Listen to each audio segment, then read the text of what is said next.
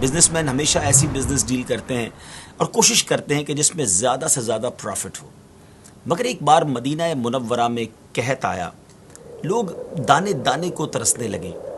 حضرت ابوبکر صدیق رضی اللہ تعالی عنہ کا وہ دور تھا۔ لوگ حضرت ابوبکر صدیق رضی اللہ تعالیٰ عنہ کے پاس آئے اور آ کر کہا کہ حضور ہمارے پاس اناج کی بڑی قلت ہے۔ آپ نے فرمایا کہ اللہ خیر کرے گا، شام تک کوئی نہ کوئی سبب بن جائے گا۔ اب کیا ہوا کہ حضرت عثمان غنی رضی اللہ تعالی عنہ کے 1000 کے قریب اونٹ کسی اور ملک سے اناج سے لدے ہوئے مدینہ منورہ میں آ گئے۔ تو اب تو یہ منوپلی ہے نا، اب تو یہ شاندار موقع تھا بہت زیادہ پیسے کمانے کا۔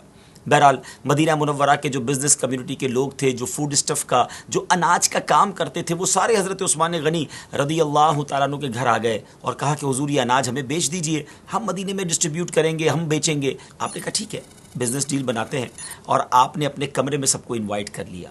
گھر میں سب لوگ بیٹھ گئے۔ حضرت عثمان غنی رضی اللہ تعالیٰ عنہ نے فرمایا بتاؤ مجھے کیا ریٹ دو گے؟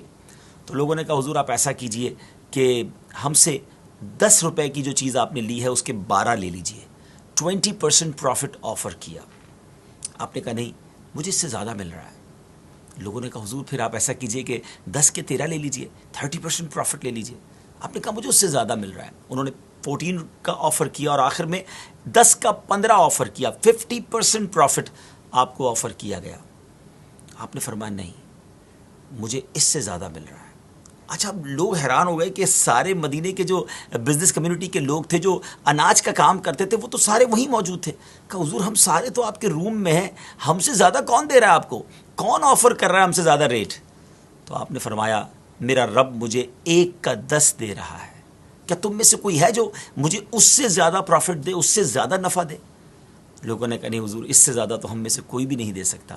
تو اب سبحان اللہ، حضرت عثمان غنی رضی اللہ تعالیٰ عنہ نے اس وقت وہ تاریخی اناؤنسمنٹ کیا، ہسٹوریکل اناؤنسمنٹ کیا کہ اے لوگوں گواہ ہو جاؤ، میں اللہ کو گواہ بناتا ہوں، یہ اللہ کی راہ میں خیرات کرتا ہوں۔ مدینے کے مسلمانوں پر آپ نے صدقہ کر دیا اور لوگوں کو فری اناج جو ہے وہ بانٹ دیا۔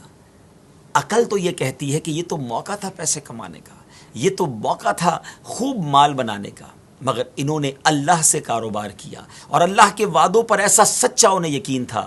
ناظرین اتنا صدقہ و خیرات کرنے کے بعد بھی کبھی ہم نے یہ نہیں سنا کہ سیدنا عثمان غنی رضی اللہ تعالیٰ عنہ کا ڈاؤن فال آ گیا ہو، وہ غریب ہو گئے ہوں۔ اللہ نے ان کو عروجی عطا فرمایا، ان کے مال میں برکتی عطا فرمائی۔ اور سبحان اللہ آپ وہ عظیم شخصیت ہیں کہ جنہوں نے نبی پاک علیہ الصلوۃ والسلام سے 2 بار گویا جنت خریدی۔ نبی پاک علیہ الصلوۃ والسلام نے اپنی 2 صاحبزادیاں یکے بعد دیگرے ان کے نکاح میں بھی دیں، اب ذو النورین بھی کہلائے۔ اللہ کریم تربت سیدنا عثمان غنی رضی اللہ تعالیٰ عنہ پر اپنی رحمتوں کا نزول فرمائے اور ہمیں ان کے صدقے سخاوت نصیب فرمائے۔